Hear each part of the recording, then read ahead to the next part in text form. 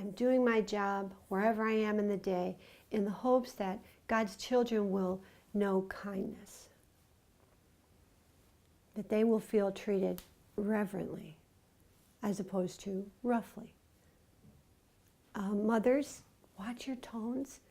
I would, in the contemplative prayer morning, I would visualize yourself treating your children and husband, your colleagues, calmly and lovingly with a tone. If you're losing it and you're in a raised, heightened tone, what are you communicating to the people around you? We're unsafe.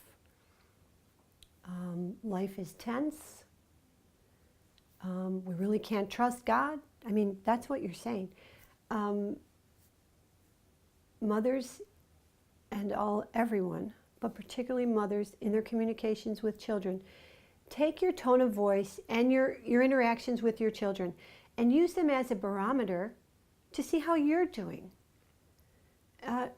If you're tense with your children or rushed or hurried or angry, if you're yelling, if you're, I would say, raving, where you're, you know what I'm saying. I think every mother does, or any woman who's ever had a hormonal day.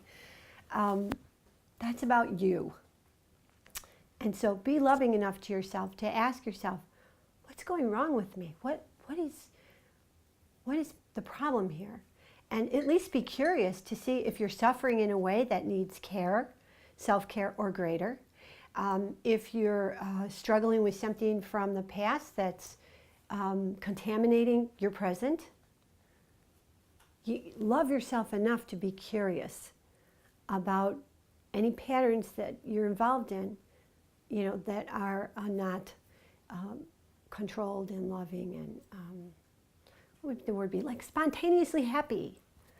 Your relationships with your children should include some spontaneous happiness.